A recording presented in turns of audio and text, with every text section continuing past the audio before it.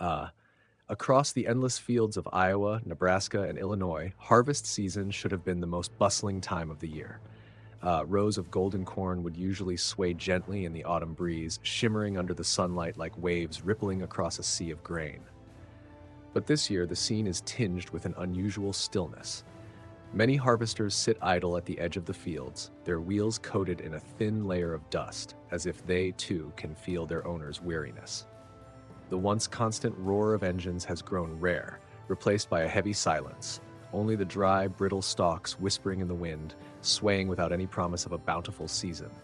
In Midwestern towns, the corner coffee shops, once the morning gathering place for farmers, are now filled with somber stories.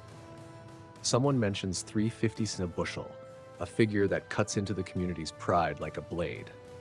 That price, lower than the cost of production, turns every truckload of corn headed for the grain elevator from a load of hope into a quiet delivery of loss.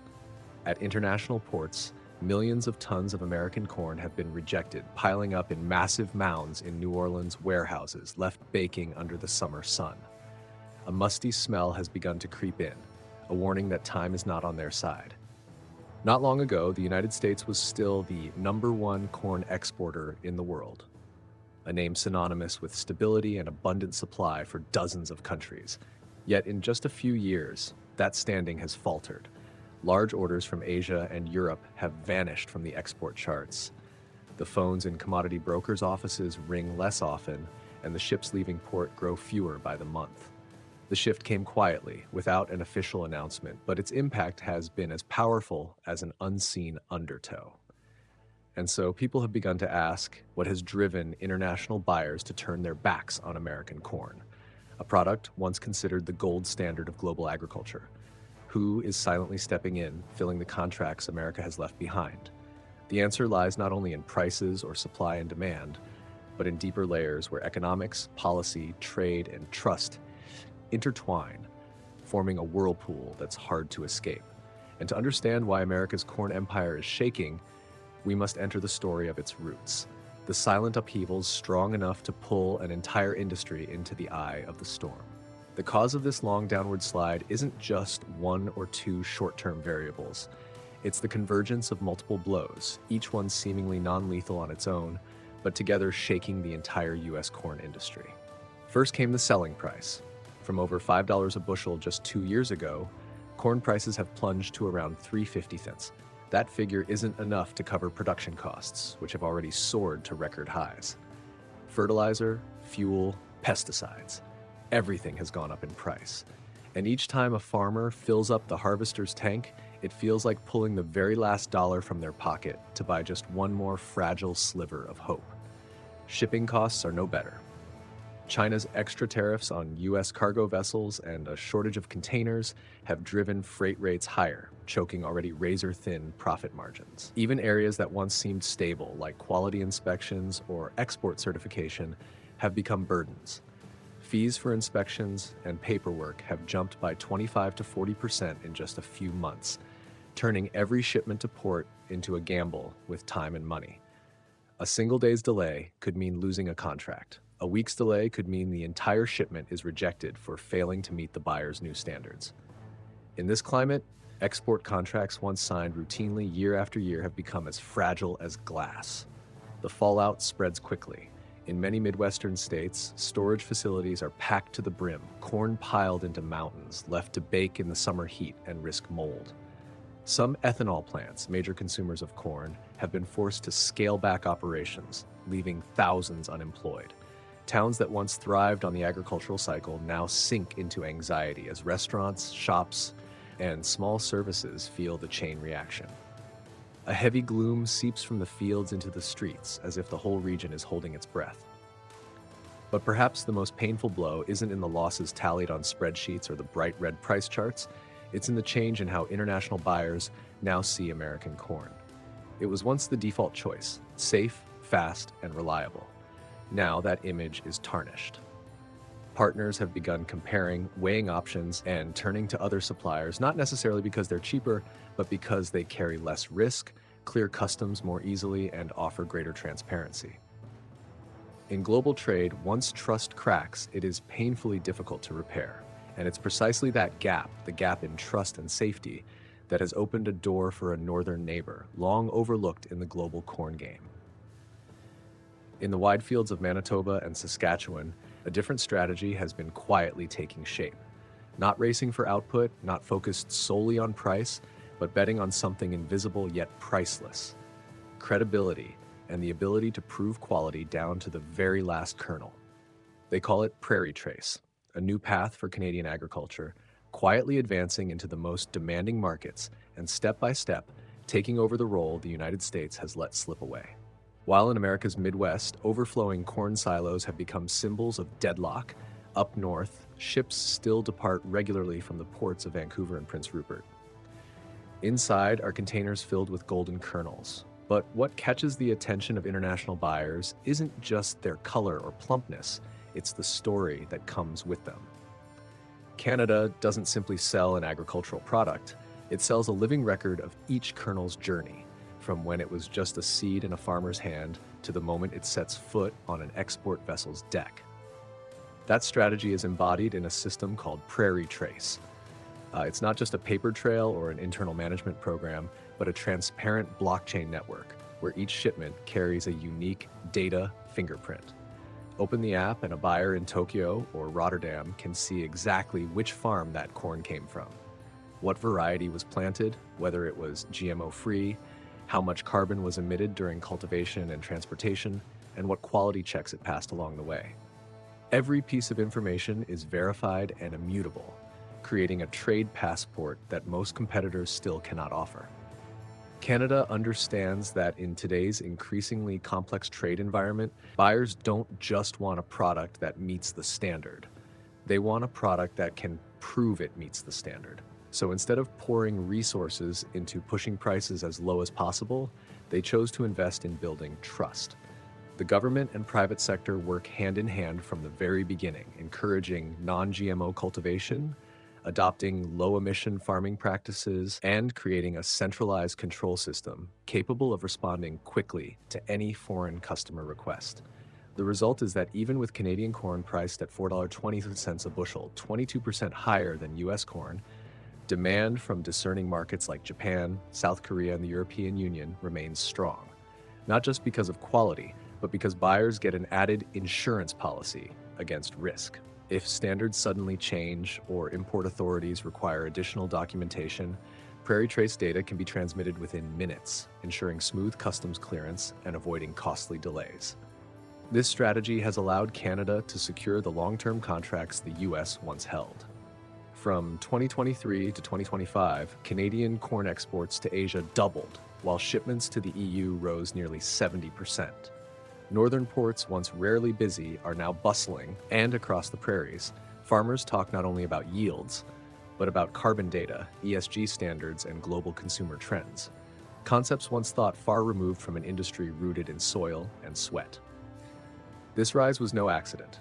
It's the product of long-term vision, investing in traceability systems before the world demanded them, building a national brand image before market share needed defending, and most importantly, putting themselves in the buyer's shoes in an era when a single environmental violation or a false claim about origin can topple an entire supply chain. Looking at Canada today, one thing is clear. They are not moving the fastest, but they are moving in the right direction. They're not trying to become a second America in output, but to be the only version of themselves in standards and reliability. And in global trade, that can sometimes be worth more than owning fields that stretch to the horizon. But this story isn't just about economics. Canada's success reflects a larger truth. Global agricultural trade is entering a period of redefinition, where the rules of the game are no longer centered on price and volume, but are being shaped by geopolitics, environmental priorities, and new international standards. To truly grasp the significance of this turning point, we need to look closely at how these rules are changing and why some nations adapt quickly while those that lag are left behind. For decades, agricultural trade seemed to run on an unshakable rule. Whoever produced more at a cheaper price would win. But the times have changed. From Europe to Asia, new sets of standards are quietly reshaping the entire game. Gone are the days when the rules were just dry numbers on moisture content or impurities. Now they come in the form of environmental dossiers, carbon emission reports, non-GMO certifications, and full transparency about origin. Behind them lie political pressures, discrete trade negotiations, and the strategic calculations of nations using standards as a form of soft power. The European Union leads the way, tightening carbon emission requirements for imports, demanding that every ton of grain come with tracked data from field to port. Japan and South Korea not only require traceability, but also impose strict GMO limits, especially for products meant for direct consumption. Mexico has gone so far as to completely ban genetically modified corn for food processing, a move that sent shockwaves through the United States, where 92% of corn acreage is GMO. This isn't just about science or the environment, it's a statement about food sovereignty and the right to control supply chains. In this new landscape, the US has suddenly become the slow mover. Its vast production system was built on GMO as a foundation, maximizing yields and cutting costs, but overlooking the growing demand for clean and transparent products. Its quality control is fragmented, with many processes still tied to paper records, making responses to strict importer demands sluggish.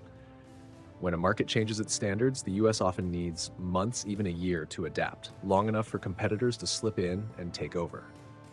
Canada, by contrast, prepared early. For decades, it has built a large enough non-GMO supply chain, developed centralized quality control, and trained personnel to handle export documentation to international standards within hours. Its bilateral trade agreements with the EU, Japan, and South Korea not only reduce tariffs, but also include mutual recognition of inspection standards, allowing Canadian corn to clear the gate quickly without rechecks. At the geopolitical level, this is a strategic advantage. Canada is one of the few nations that both meets strict environmental criteria and holds a diplomatic position trustworthy enough to be granted priority access. What's more, these standards don't just reflect consumer trends, they're political tools in international relations.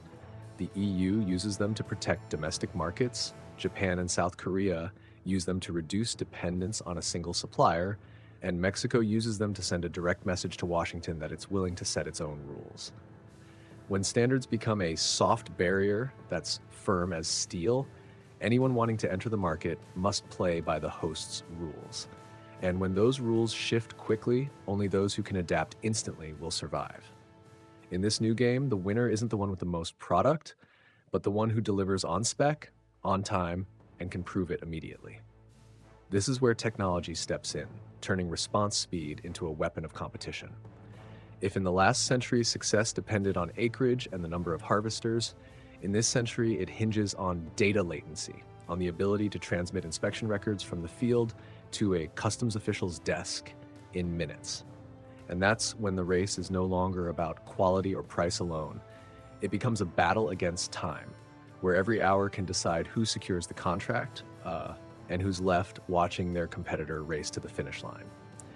In Canada, technology isn't just a slogan displayed at agricultural conferences, it's the lifeblood of the export system.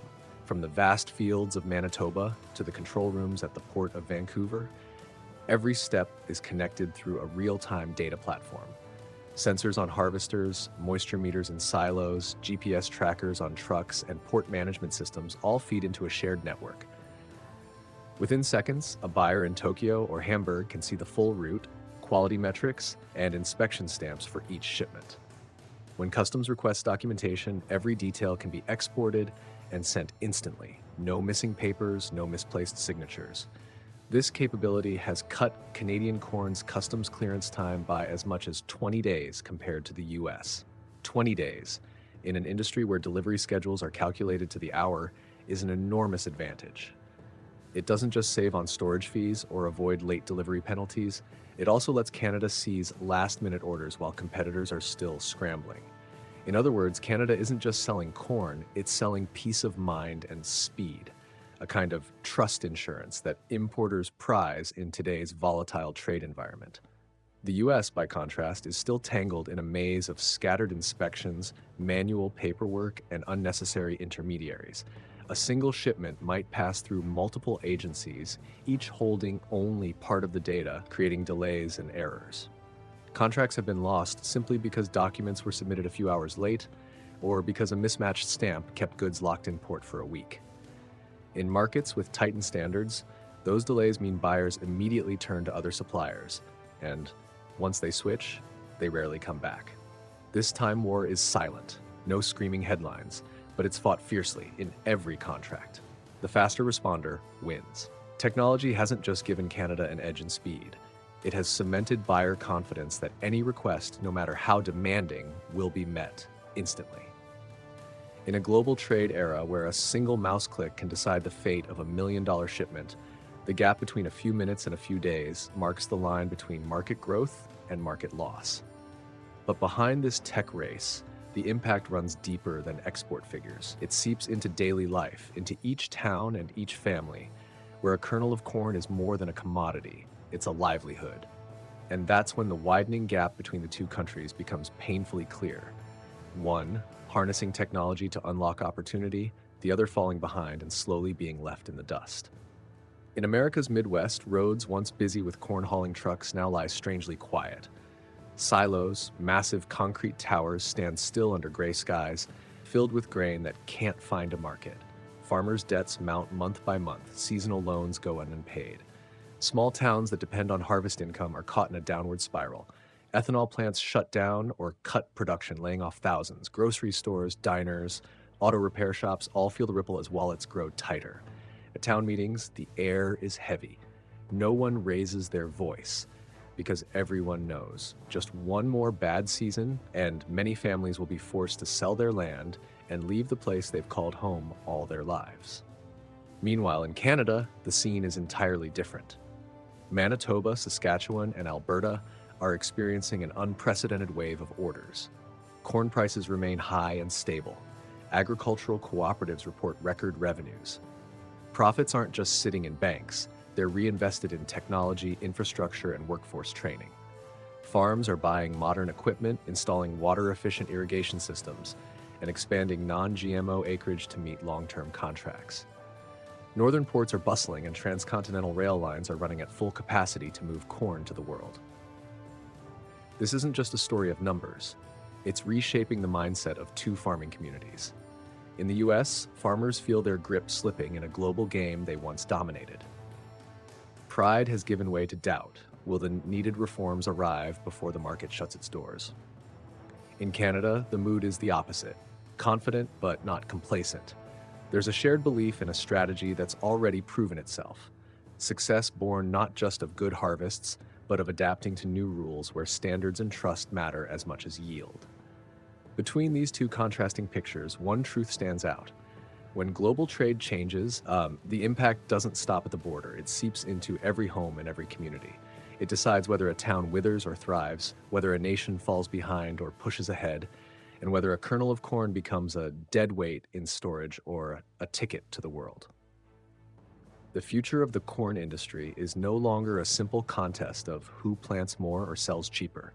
The 21st century is turning this race into a strategic equation where standards, credibility, and transparent data have become critical competitive weapons. For the United States, the road ahead offers two clear choices. Either carry out a sweeping overhaul from seed varieties, production processes, and traceability systems to certification mechanisms, or accept a scaled-back role, focusing on the domestic market and countries with lower standard requirements. But reform is not something that can be done overnight. It demands massive capital, political consensus, and the determination of those accustomed to the old way of doing things. For Canada, the opportunity to solidify its position is obvious. It is already ahead in global ESG standards and can use that advantage to expand into new markets while pushing the value of its products even higher. Yet today's success comes with its own challenge. Maintaining the pace of innovation so as not to be caught by competitors, whether that's Australia, Argentina, or even certain Eastern European nations. In global trade, an advantage rarely lasts long unless it is constantly reinforced. If current trends continue, the global corn market could split sharply. On one side will be the nations meeting high standards, dominating the value-added segment, and maintaining their reputations through technology and transparent management. On the other will be those focusing on high volume and low prices, serving markets with fewer demands. Without change, the US is being pushed from leader to the latter group, a symbolic shift for a country once known as the world's corn machine. Corn is entering a stage where every decision made today will shape positions for decades to come. It is a quiet but fierce race, where victory belongs not just to those who can grow and sell, but to those who can prove and defend the value of every kernel they produce. And the biggest question now is not simply who will win, but who will adapt in time before the rules change again. If you're interested in stories like this, where agriculture, trade, and geopolitics intertwine to create turning points for the world, share your thoughts in the comments below. Do you think the US can reclaim its position, or will Canada hold on to the top spot? And don't forget to subscribe so we can continue following the latest and deepest developments in this ever-shifting global picture together.